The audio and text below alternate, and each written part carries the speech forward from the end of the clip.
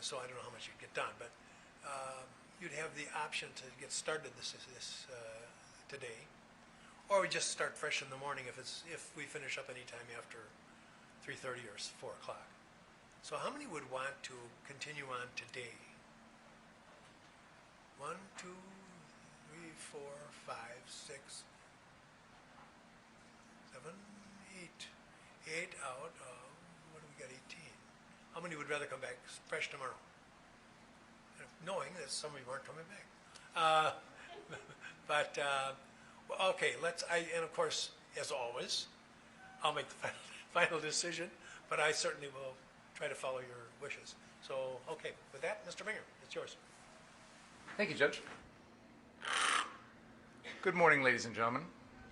I want to assure you that everything that the judge just read to you, you'll get a copy of, so you'll have a chance to look it over yourself. You don't have to memorize everything he just told you. I think it's no surprise that this is a case that there's a lot of noise and a lot of static surrounding it. So what I'd like to do at the beginning is crystallize it in a nutshell for you and keep it as simple as possible. This is a case in which a 17-year-old teenager killed 2 unarmed men and severely wounded a third person with an AR-15 that did not belong to him. This isn't a situation where he was protecting his home or his family. He killed people after traveling here from Antioch, Illinois, and staying out after a citywide curfew. Your Honor, I'm going to object. There's no curfew charge anymore. There's no gun charge. Although he claimed... There's no charge, but and there has been some discussion about the lawfulness of the curfew, not in this case, but elsewhere. But there had been a curfew announced. That does not mean that it was technically lawfully a legal curfew, but there had been an announced curfew, so I'll leave it at that. And it was a curfew that all the rest of us here in Kenosha were aware of, and I think most people, most reasonable people, obeyed. Although the defendant claimed to be protecting a business that he wasn't familiar with, the actual killings in this case had nothing to do with that. And he also spent the entire evening lying about the fact that he was an EMT. None of the things that I just told you are in doubt in this case. So when we think about the defendant, I'd like you to consider, as you think about this case, what his true motivations were. Was this a situation where he sincerely cared about CarSource, even though he'd never heard of it, never bought anything there, never worked there, and not even its owners were out there that night protecting it? Was he genuinely interested in helping people? He ran around with an AR-15 all night and lied about being an EMT. Does that suggest to you that he genuinely is there to help? He's not there for the same purpose as the protesters. So why was he there that night? When you think about these things, I think there are some things that we can all agree on. In America, it's hard these days. People are polarized, and there's a lot of political issues back and forth. And the judge has made it clear this case is not about politics. There is common ground here. We have all agreed, and I asked you this 2 weeks ago today. Raise your hand if you agree life is more important than property. And all of you raised your hand. We also agree that no one person's life is more valuable than another. You don't get to kill someone simply because they're a drug dealer. You don't weigh a pastor's life over a teacher's life. You don't weigh a police officer's life over an engineer's life. All life is sacred. I think we can also agree that we shouldn't have 17-year-olds running around our streets with AR-15s, because this is exactly what happens. And finally, I want you to keep in mind that we've all read stories and heard about heroes that step in to stop an active shooter or to give their life to save others. In fact, many people in Wisconsin went out and got carrying concealed weapon permits just so that they could be there in case there was an active shooter and wanting to stop them. So when you consider this case, look for the truth. So many people look at this case and they see what they want to see. They have a preconceived notion and they tailor the facts to fit whatever they believe. And you all agreed to keep an open mind. You all told us you didn't have any of those preconceived notions. Now you've heard the evidence, and it's time to search for the truth. So consider, for example, whether or not it's heroic or honorable to provoke and shoot unarmed people. Consider whether it makes someone a hero when they lie about being an EMT. I think all of us are familiar with someone who does the sorts of things that the defendant has done. They enjoy the thrill of going around and telling people what to do without the courage or the honor to back it up, and without the legal authority to do so. And when you think about the defendant's behavior in this case, contrast it with Anthony Huber, a man who was there because he knew Jacob Blake, who carried his skateboard everywhere, and who rushed towards danger to save other people's lives. So when I talk to you here in my closing argument, I'm going to focus first on the murders that the defendant committed. Second, I'm going to address some background issues, give you some context, and talk about some of the things that I don't think are relevant to this case. And finally, I'm going to tie it all into the jury instructions that the judge just gave you. As prosecutors in this case, my colleague Jim Krause and I have tried to present you with all of the relevant evidence that we think you should consider in this case. And I told one of you in jury selection that at the end of this, you would be the expert. You would have all the information. You would be the one who would know all about this case and make that decision. And that's what we've tried to do. So let's go to August 25th, 2020. The defendant came from outside our community, carrying a gun that wasn't his, because he expected and anticipated violence that night. And he pretended to guard what turned out to be an empty building owned by people he'd never even met, while fraudulently claiming all night long to be an EMT. There were a lot of people out that night. Some people stayed home protecting their homes and their families. Others went to their businesses, boarded them up, and protected them. And a lot of those people had weapons. A lot of them had guns. There were other people who came along to protect Car Source or Ultimate Gas or other businesses. And many of them were armed with AR-15s, just like the defendant. In fact, you're going to see a video, and you've already seen it, of a clash between people with AR-15s at Ultimate Gas and other folks that are, I guess, protesters. And there's people getting in people's faces, there's yelling, there's shouting, there's even shoving. And yet, in this entire sequence of events, from the shooting of Jacob Blake on Sunday, August 23rd, 2020, all the way after that, everything this community went through, the only person who shot and killed anyone was the defendant. Yes, there was property damage. No one's here to defend that. No one's here to tell you it's okay to commit arson or looting. No one's here to tell you it's okay to be rioters. I'm not defending any of that. You know, because you've been told in the testimony, I'm prosecuting Joseph Ziminski for arson. That's not okay. But what you don't get to do is kill someone on the street for committing arson. So let's keep that in mind when we're talking about the people involved in this case. So let's begin with the provocation and the murder of Joseph Rosenbaum, because it's all captured on video. As the defendant and Mr. Rosenbaum arrive at the 63rd Street Car Source, Mr. Rosenbaum is ahead of the defendant. And as you see in the FBI video, when Mr. Rosenbaum starts to run, the defendant starts to run as well, at the same time, as if he's pursuing him. Mr. Rosenbaum could not have possibly have known the defendant is behind him. There's no indication in this record that he knew the defendant was there. It's not an ambush. It's not a situation where he goes there and lays in wait for the defendant. The defendant arrives at that location, and you hear him yell, "Friendly, friendly, friendly," because he's aware of the fact that the people that he's about to confront are hostile to him. And I'm going to show you in a moment the video in which the first thing he does when he arrives at that location is drops the fire extinguisher that he's holding in his left hand so he can raise the gun with his right and left hands and point it. This is when you hear someone, I think the testimony is Rosenbaum, it's not clear to me, but either way, yell, "Gun, gun, gun." And then Mr. Rosenbaum charges around to try and stop the defendant from pointing his gun or shooting anyone. So let's take a look at some of that video. And then Mr. Rosenbaum charges around to try and stop the defendant from pointing his gun or shooting anyone. So let's take a look at some of that video. This is Exhibit 73, the full drone video. And as we've pointed out to you before, and Jim will point out to you here in a second on the screen, when the defendant originally arrives at that scene, the first thing you see him do is drop the fire extinguisher and point his weapon at people. And then the chase occurs right after that.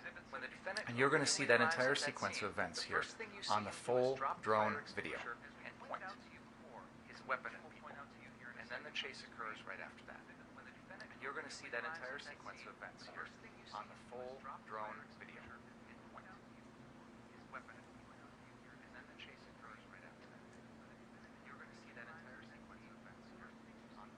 The defendant turns as he's being pursued and points the gun at Mr. Rosenbaum. And then as he enters the area between the parked cars, he slows and turns, and before Mr. Rosenbaum can even come close, he fires at him, shooting.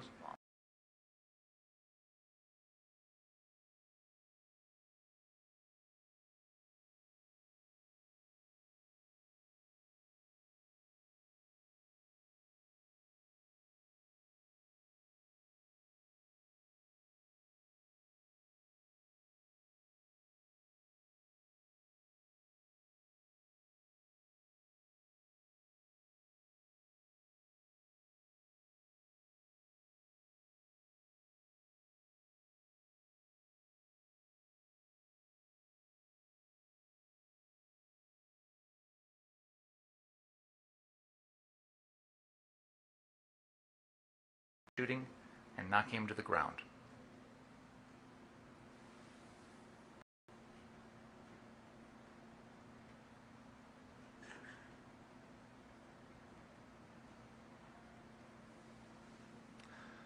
Now I'm going to show you the slowed down and zoomed in video of the defendant when he first gets there. And Mr. Krause is going to help me by directing your attention on the larger screen here to exactly where you will see the defendant.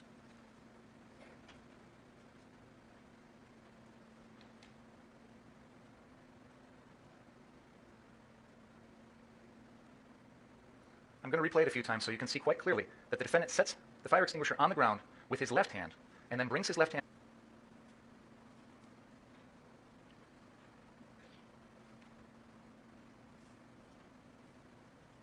Guys, check the gun. Make sure it's empty. Under Wisconsin law, you're not allowed to run around and point your gun at people. This is the provocation. This is what starts this incident. The defendant rushes in and immediately points the gun. And as you'll see in a little bit, Mr. Rosenbaum doesn't take kindly to people pointing guns. I don't think anyone does. That's not unusual. No one wants to have the gun pointed at them, and no one wants to watch anyone else do this to someone else. We have the gun. It is in evidence as exhibit number 28. I'm having the detectives check it to make sure that it is safe. No one wants to have the gun pointed at them, and no one wants to watch anyone else do this to someone else. We have the gun. The defendant comes running in and drops the fire extinguisher on the ground like this. I'm having the detectives check it to make sure that it is safe. And then raises his left hand to the gun and points. This is what we see in the video. Him putting the fire extinguisher on the ground and then raising the gun and drops the fire extinguisher on the ground like this. That's an argument. This is what we see in the video. So what you see in that video is his left arm reaching for the gun, holding it up. So what you see in that video is you can see it again on the video here. His left arm reaching up towards the gun.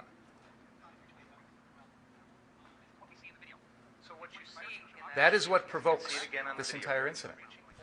And one of the things to keep in mind is that when the defendant provokes the incident, he loses the right to self-defense.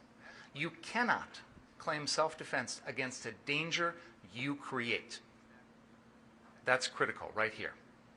If you're the one who is threatening others, you lose the right to claim self-defense.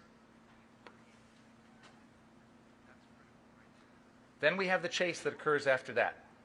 And we have taken that drone video and we have slowed down portions of that chase for you. So what we have right here on the screen, this is Exhibit 84, and this is the middle portion of that incident. And you can see Mr. Rosenbaum chasing after the defendant, throwing that plastic bag, And then the defendant turns and points the gun back at Mr. Rosenbaum. And this is the moment in time when Mr. Rosenbaum essentially does sort of a little hop with both of his hands in the air. And the defendant has testified.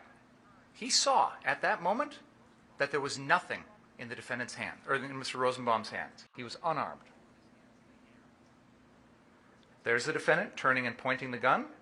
Mr. Rosenbaum leaps, his hands out to the air, and then watch here at the end. This is where the shooting occurs. Mr. Rosenbaum is not even within arm's reach when the first shot occurs. I'll play that again. The defendant is pointing the gun at Mr. Rosenbaum. Mr. Rosenbaum raises his arms off to the side. The defendant approaches these cars and slows down, and then turns and shoots Mr. Rosenbaum.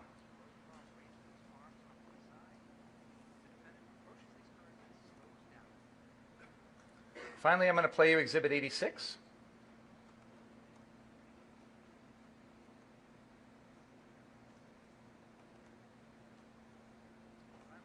This shows you the final part of that, zoomed in and slowed down.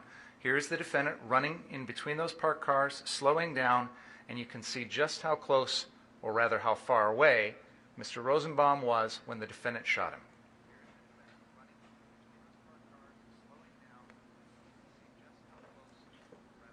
You can see from this video that Mr. Rosenbaum is not even within arm's reach of the defendant when the first shot goes off.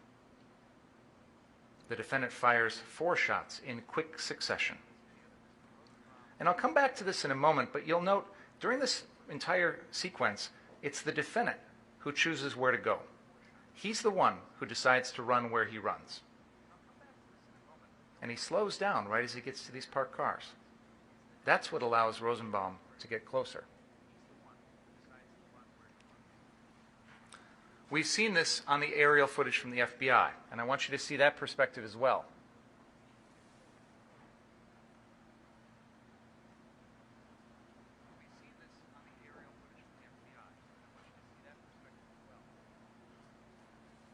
This is Exhibit 25. This is the annotated aerial footage. You see the defendant approach, running in the same direction as Mr. Rosenbaum. This is where the pointing occurs in the direction of the Zeminskis. You can see Joshua Zeminski's right there on the screen. I'm going to put the cursor over where the Zeminskis are. They're right in there.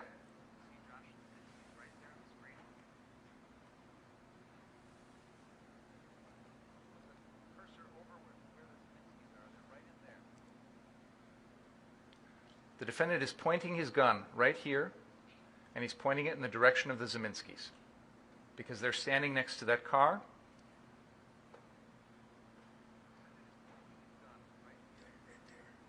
And then the chase occurs. Now, what's interesting to me is watch when the crowd starts to run. The crowd's already starting to run here even before the defendant has fired a shot. That's likely because they heard the first shot from Joshua Zeminski, and the crowd starts to run away. The defendant has testified that that shot from Mr. Zeminski had nothing to do with his decision to kill Joseph Rosenbaum. And I'll come back to that in a second. Finally, I'm going to show you this incident from the perspective of Drew Hernandez, because he is behind all of this, and then he comes upon Mr. Rosenbaum's body.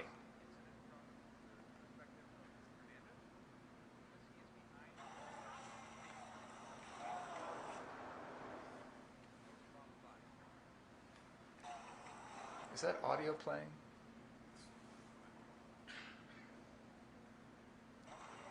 Why is the audio not playing? Is it coming?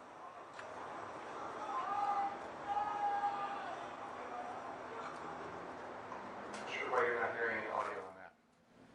Is Brian around? He's not. All right. Can you text Brian, please? At any rate, for this purpose, I'm sorry?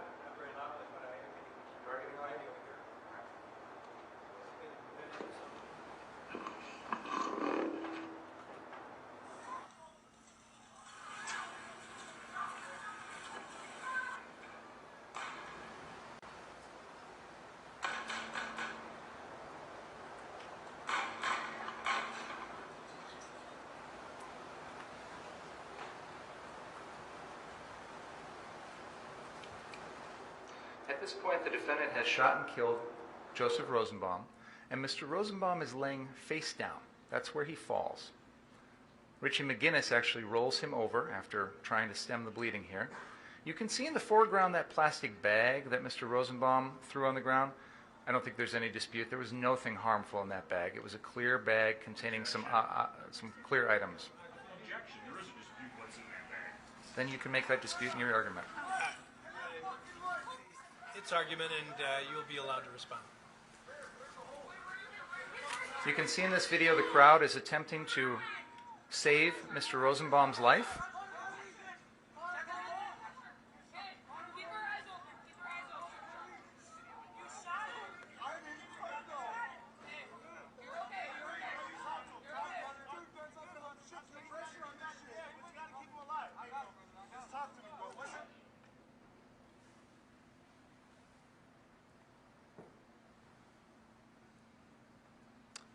So, we have shown you the defendant murdering Joseph Rosenbaum from 3 different angles. The drone footage, Drew Hernandez, and also the FBI video. The defendant admitted that during this entire incident, he knew that Joseph Rosenbaum was unarmed. I'm going to come back to this in a little while, but there's this alleged threat that Mr. Rosenbaum made earlier in the evening to kill the defendant. I will debunk that. That did not happen. It is the one fact in this case the defendant wants you to believe that there's no video of. And in fact, I have the video of the entire incident. I've played it for you, and I'll show it to you again.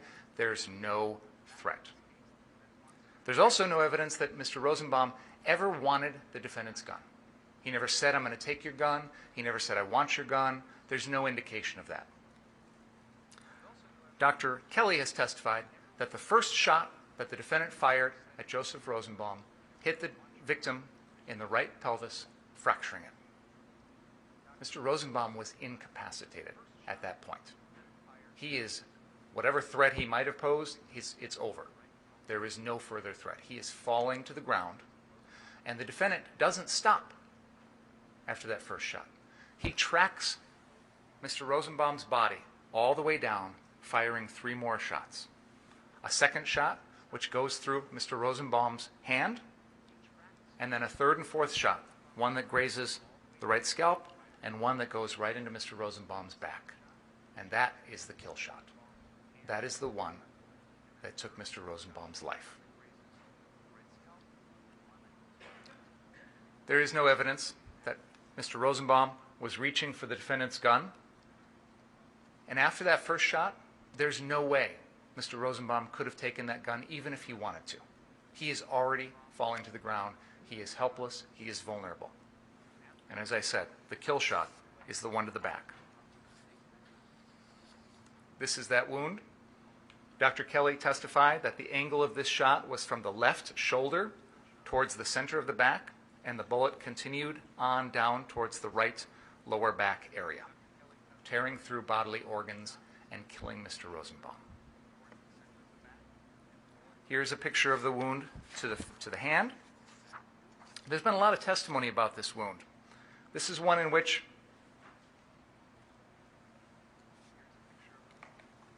the evidence suggests that Mr. Rosenbaum's hand was most likely turned in this position, palms outward with his thumb to the ground, when the bullet goes through the area in between his middle finger and his ring finger and penetrates the lower knuckle of the middle finger and the index finger before exiting. Dr. Kelly testified there's soot in that area, suggesting that the hand was close to the end of the defendant's barrel of the AR-15 at the time of that shot. The defense wants you to believe it's there because Mr. Rosenbaum is deliberately reaching for the gun. Well, that doesn't make any sense. First of all, this occurs after Mr. Rosenbaum has been shot in the hip and has got a fractured pelvis at that point. He is falling. He is not able to walk. He's probably not even able to control much of his movements at this point. When you're reaching for that gun, this is not the way you're going to do it. This is not going to be effective. I submit to you, ladies and gentlemen, to the extent Mr. Rosenbaum's hand ever got close to the end of the defendant's gun. It was completely inadvertent, not at all intentional. Now, we've heard a lot about the Zeminskis in this case, and I just want to carve them out of this case right now because it's a red herring. It has nothing to do with any of this. There's been some focus on that because I think the defense was hoping they could work this into their self-defense claim and make an argument that that first shot by Joshua Zeminski somehow made the defendant fear for his life. Unfortunately, the defendant wasn't on board with that because in his testimony, he told you that that shot had nothing to do with his thought process. It didn't affect him in any way. He said he didn't think the shot came from Joseph Rosenbaum. He knew Joseph Rosenbaum was unarmed, and he admitted to me, you can't kill Joseph Rosenbaum for something Joshua Zeminski did. So let's just carve Joshua Zeminski out of this case. I'll deal with him on his arson trial in January, but until then, it doesn't factor into any of the decisions the defendant made. And in fact, as you see on the FBI video, the Zeminskis continue walking straight on down the sidewalk. They don't pursue the defendant. They don't threaten the defendant in any way. Now, the defense wants you to think Joseph Rosenbaum was there to attack the defendant. We'll never know what Joseph Rosenbaum was thinking because the defendant killed him. So we're just guessing. But let's assume for a minute, yeah, Joseph Rosenbaum is chasing after the defendant because he wants to do some physical harm to him. He's an unarmed man. This is a bar fight. This is a fist fight. This is a fight that maybe many of you have been involved in. Two people, hand to hand, we're throwing punches, we're pushing, we're shoving, we're whatever. But what you don't do is you don't bring a gun to a fist fight. What the defendant wants you to believe is that because he's the one who brought the gun, he gets to kill. So I want you to contrast this. Two different scenarios. One scenario where there's two guys who are throwing punches at one another like a bar fight. I think we'd all agree you can't kill someone. You can't punch the guy, knock him to the ground, and then get on him and strangle the life out of him. That's murder. So what's the difference here? The only difference is the defendant brought a gun. He brought his AR-15. That's why he's got to come up with this cockamamie theory that Joseph Rosenbaum was not only going to take the gun, but take it and then turn it on the defendant. And the defendant actually told you that he thought Joseph Rosenbaum was going to take that gun and not only kill him, but kill other people, which is really ironic considering the defendant is the one who killed people in this case, and the only one. But putting that aside, they have to convince you that Joseph Rosenbaum was going to take that gun and use it on the defendant because they know you can't claim self-defense against an unarmed man like this. You lose the right to self-defense when you're the one who brought the gun, when you're the one creating the danger, when you're the one provoking other people. The defendant fired 4 shots at Joseph Rosenbaum and caused 5 wounds total.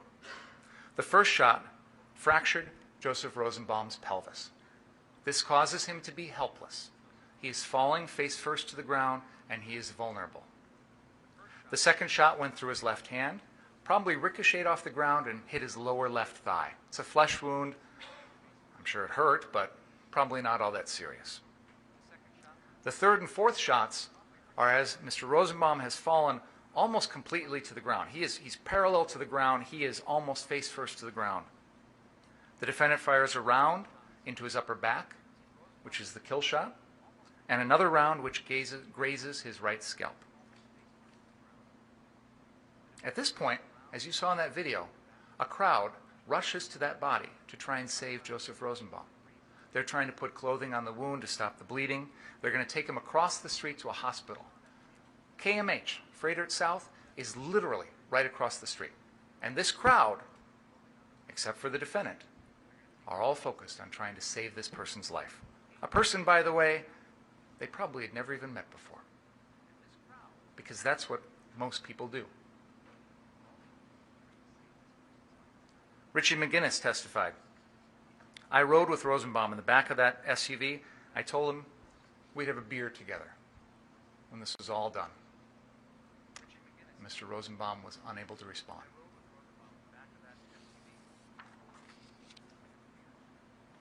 The defendant decided to pull the trigger on his AR-15 4 times. That was his decision.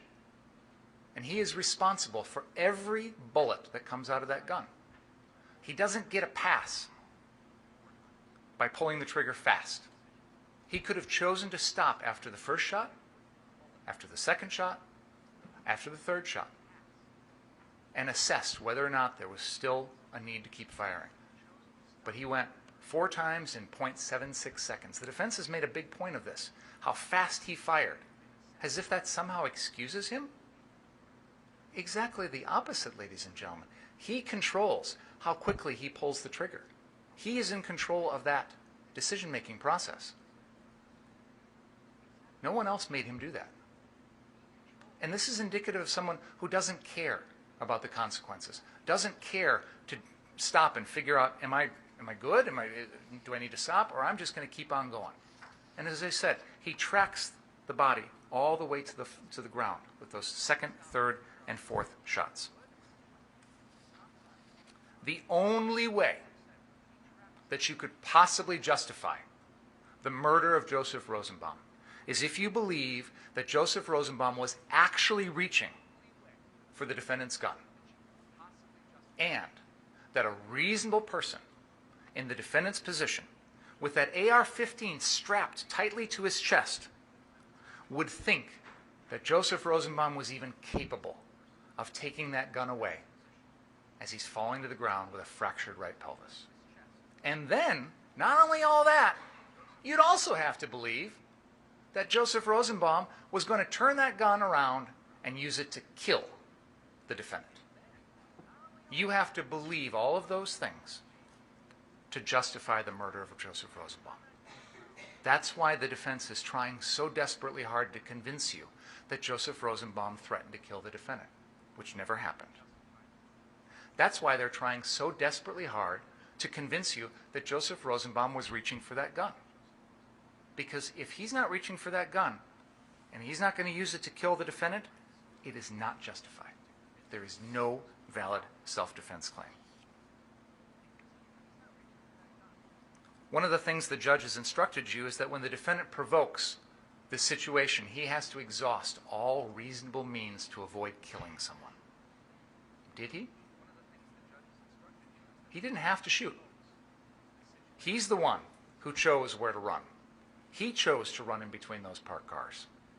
He slows down as he gets there. The crowd's already running away. You know, the defense wants to make a point. There's a whole bunch of people over there who are doing stuff to cars, and the defendant had no escape route. The crowd's actually already running away at this point. They've heard the first gunshot from Joshua Ziminski, and they're already starting to scatter. But if you look on the video, there's a huge open space in that lot where the defendant could have circled back around, and he actually does circle back around after killing Rosenbaum, where he could have gotten away. He has to exhaust all reasonable means of escape before killing Mr. Rosenbaum. Your Honor, I do have some more video I want to play. I'm having a little bit of technical problems that I'd like to work on, so I think this would be a good time to pause, if that's okay. Okay, thank you. Please don't talk about the case during the break. Read, watch, or listen to any account. And we will begin again at, is 1:45 too soon? Did you say 12:45 or 1:45? Oh, well, I thought we'd have it leisurely. No, how about 12:45? Is that a better idea? Let's do that. Please don't talk about the case.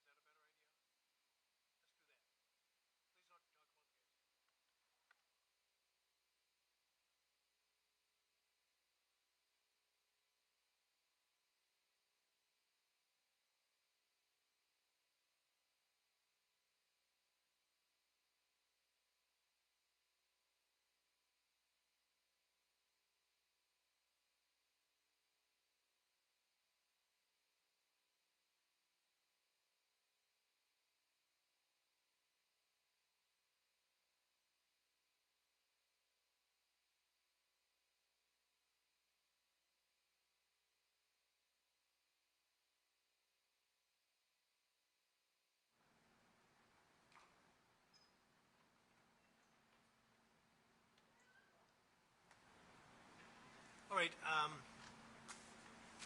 when we get to the point of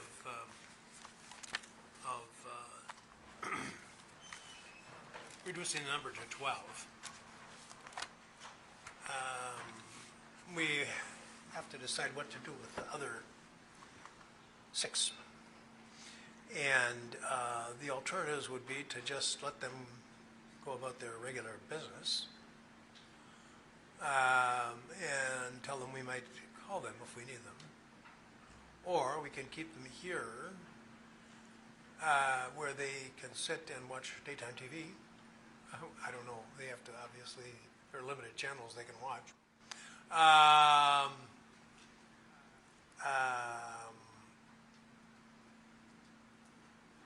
And of course, they will not be permitted to talk about the case.